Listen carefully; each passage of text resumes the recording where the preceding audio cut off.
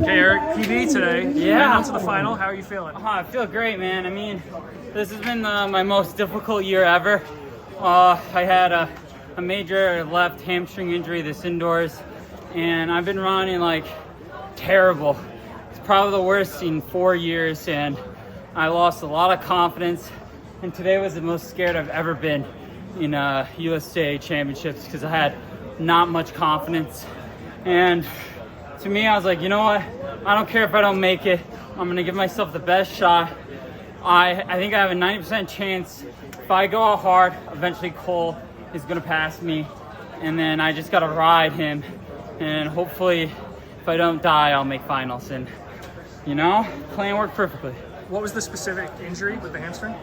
So this indoors, I pulled my left hamstring. And ever since then, it's been hindered me.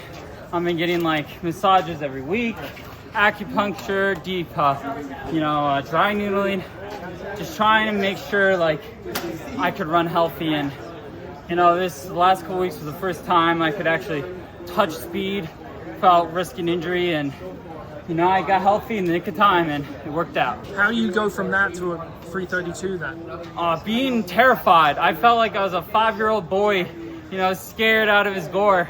I felt so insecure. I felt terrible. I felt scared of my own shadow. I was self-doubting myself. And I was like, damn, dude, Puma's going to get rid of me. But I knew, I was like, you know what? We're a sponsored athlete. We're going to go for my dreams. I'm going to show people that I am a pro.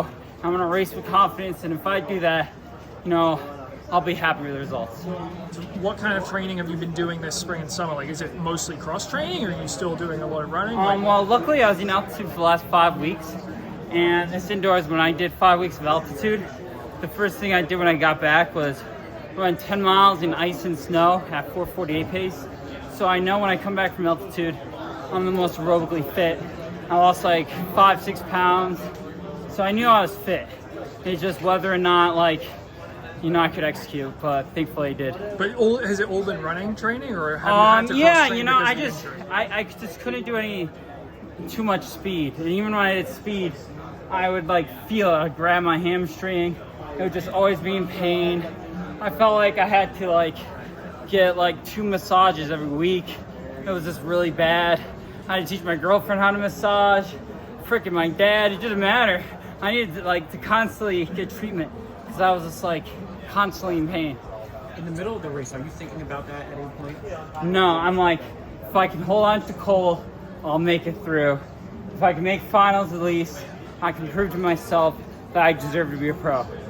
What kind of training are you relying on? What are your staple workouts then if you can't really do speed work? To me, I just use my teammates. Ben Allen, really talented, ran 3:33, and I'm training with him.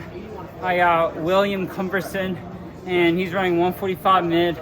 I got Hazem Niwad, and I got John Trotman, the best coach out there. We run for Empire Elite. I think Empire Elite could be the best running club in the country if we get some money.